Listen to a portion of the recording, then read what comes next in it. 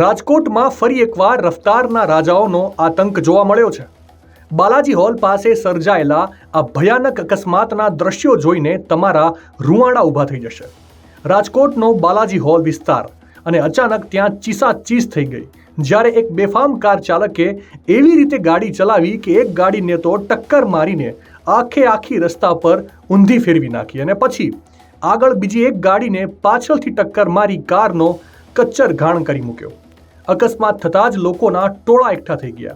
લોકોનો ગુસ્સો સાતમા આસમાને હતો, જે બાદ કાર ચાલકને પકડીને ઉશ્કેરાયેલા ટોળાએ કાયદો હાથમાં લીધો અને કાર ચાલકને મેથી પાક ચખાડ્યો.